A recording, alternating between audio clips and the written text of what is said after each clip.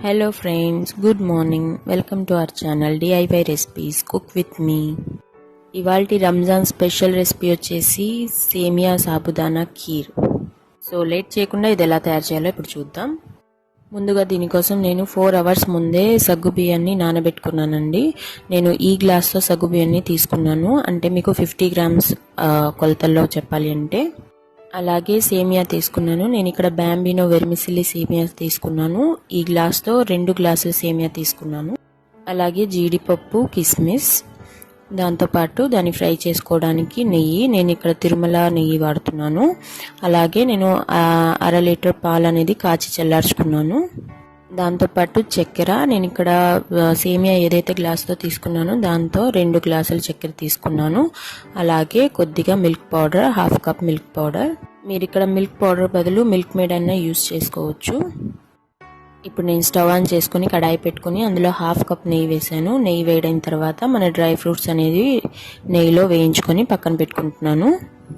నెయ్యి అనేది మీ టేస్ట్ని బట్టి యూస్ చేసుకోవచ్చండి. కొంతమంది నెయ్యి ఎక్కువగా తినరు, సో దానికోసం నేను 1/2 కప్ చూపించాను. మీకు కావాలి అనుకుంటే మీరు ఎక్కువ నెయ్యిలో అయినా ఫ్రై చేసుకోవచ్చు.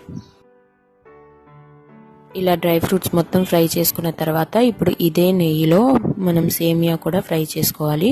కొద్దిగా సేమియా వేసుకుంటూ అవసరం పడితే మరి కొద్దిగా నెయ్యి వేసుకొని ఇలా గోల్డెన్ బ్రౌన్ కలర్ వచ్చేంత వరకు ఫ్రై చేసుకోవాలి.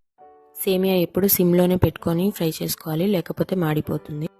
ఇప్పుడు మళ్ళీ స్టవ్ ఆన్ చేసుకొని ఒక మందపాటి గిన్నె తీసుకొని అందులో 1/2 లీటర్ వాటర్ పోసుకొని వాటర్ మరిగేంత వరకు ఉంచుకోవాలి. ఇలా మరుగుతున్న నీళ్ళలో మనం ముందుగానే నానబెట్టిన సగ్గుబియ్యాన్ని వేసుకొని ఉడికించుకోవాలి. ఇలా గరిటెతో తిప్పుకుంటూ ఉడికించుకోవాలి, లేకపోతే అడుగంటిపోయి మాడిపోతుంది. సగ్గుబియ్యం ఎంత ఎక్కువసేపు నానబెడతామో అంత తొందరగా ఉడికిపోతుంది. చూసారు కదా, ఇక్కడ కొద్దిగా ట్రాన్స్పరెంట్ అవుతూ ఉంది ఉడికి. సో ఇది ఆల్మోస్ట్ 90% కుక్ అయిపోయింది అన్న తర్వాత ఇందులో మనం ముందుగానే నెయ్యిలో ఫ్రై చేసి పెట్టుకున్న సేమియా అనేది వేసుకొని ఇవి కూడా ఉడికించుకోవాలి.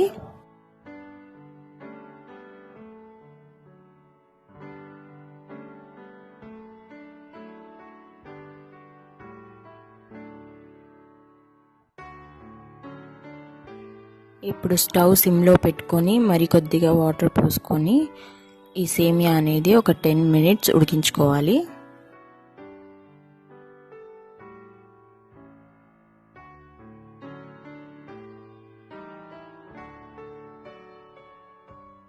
చూసారా, ఇక్కడ సేమియా అలాగే సగ్గుబియ్యం కూడా ట్రాన్స్పరెంట్ అయిపోయింది. సేమియా కూడా ఉడికిపోయింది. ఇది ఆల్మోస్ట్ 80% ఉడికిపోయింది అన్న తర్వాత ఇందులో 2 గ్లాసెస్ ఆఫ్ షుగర్ వేసుకోవాలి.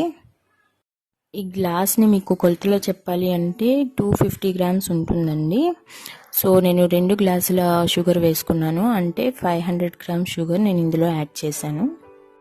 నేను ఇక్కడ షుగర్ అనేది 500 గ్రామ్స్ కంటే కొద్దిగా తక్కువగానే తీసుకున్నాను. మీరు షుగర్ ఎక్కువగా తినే వాళ్ళైతే కొద్దిగా ఎక్కువ వేసుకోండి. అది మీ టేస్ట్ని బట్టి మీరు అడ్జస్ట్ చేసుకోండి షుగర్ అనేది.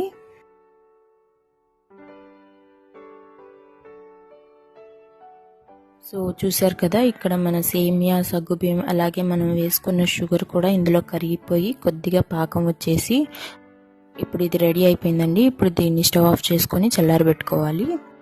ఈ సేమియా చల్లారిపోయి రూమ్ టెంపరేచర్లోకి వచ్చిన తర్వాత మనం సర్వింగ్ బౌల్లోకి తీసుకొని కొద్దిగా పాలు పోసుకుంటూ ఇలా కలుపుకోవాలి. సేమియా వేడిగా ఉన్నప్పుడే పాలు పోసినట్టయితే అవి చల్లారిన తర్వాత ముద్దగా అయిపోతాయండి. సేమియా తినడానికి కూడా బాగోవు. అందుకని మనం సేమియా అలాగే పాలు కూడా కాచి చల్లార్చుకొని అప్పుడు రెండింటిని కలుపుకోవాలి.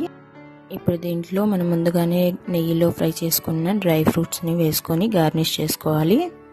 కొంతమంది ఈ సేమియాని వేడిగా తినడానికి ఇష్టపడతారండి. అలాంటి వాళ్ళ కోసం పాలు అనేది వేడి పాలు ఇందులో కలిపి సర్వ్ చేసేయండి. చివరిగా ఇందులో ఫ్లేవర్ కోసం 2 ఇలాచీ క్రష్ చేసుకొని వేసుకున్నాను. మీకు కావాలి అనుకుంటే వేసుకోవచ్చు, లేదా స్కిప్ చేసేయండి.